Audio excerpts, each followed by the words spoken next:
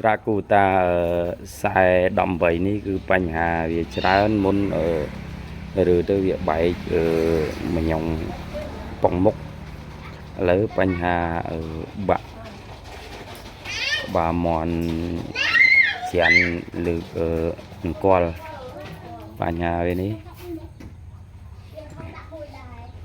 នេះភេជានេះណាដានីយ៉ាថាថតបញ្ហាវានេះខូចទាំងអានេះតែរំចាស់ថាយើងទៅលុយគោប្រើសិនស្ទង់បញ្ហាវាមកពីគេតែឲ្យកាត់ស្មៅវាធ្ងន់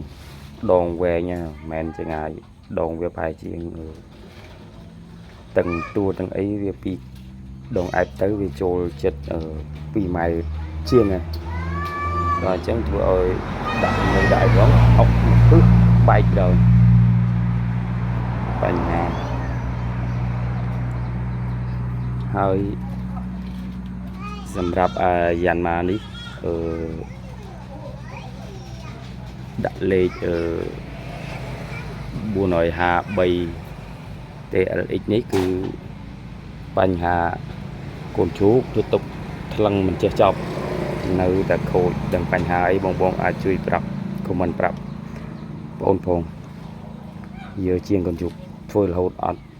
ដេនៅតែមិនស្រួលនៅចាប់ឆេះបញ្ហាវានេះគឺដៃ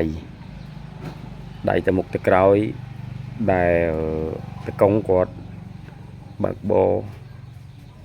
គាត់ទាញខ្លាំងកតាក់ពេកដល់អញ្ចឹងដាច់ទឹកអង្សាវាយប៉ាសេគេហៅស្លាប់ព្រាក្នុងវាយ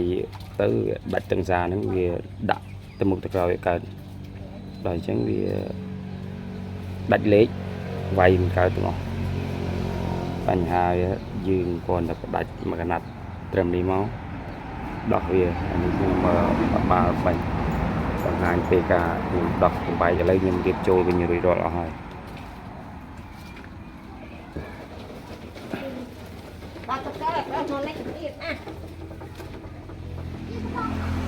វាយបាញ់ថ្នាំកាត់ស្មៅមកកាផ្លេគឺម្ចាស់នៅខាងចការលើយើងនេះគឺតម្រូវឲ្យបានកើតទាំងអស់អត់ទេតាំងពីភួរតាំងពីកាត់ស្មៅកាត់អីទាំងអស់វាយមេចន្ទីបាញ់ថ្នាំចន្ទីបាញ់ស្មៅអត់រើសអញ្ចឹងបញ្ហាទៅរៀបចំធ្វើឲ្យបានអស់ហើយប្រាក់នេះបើអ្នកខ្លះគេថានៅជាងខ្លះតែសម្រាប់ជាងខ្ញុំគេធ្វើមិនគេធ្វើឡើងកើតក៏ខ្ញុំទទួលធ្វើដែរពូបញ្ហាគឺគាត់ចេះខ្លួនគាត់តកុងដល់អញ្ចឹងបញ្ហាវាខាងចំណុចហ្នឹងគឺចេះដល់អញ្ចឹងដោះបាត់ប្រឡងអស់ដល់ម្ចាស់ថាយើងវាចាប់ដែរបញ្ហានេះទៅរៀបរាប់ចាប់អស់ហើយតែឥឡូវយ៉ាក់ពេលអង្គុយនៅអង្គុយអីទៀតចាស់អត់ទិញអង្គុយថ្មីទេអង្គុយចាស់យកដាក់ចូលប្រើដល់បង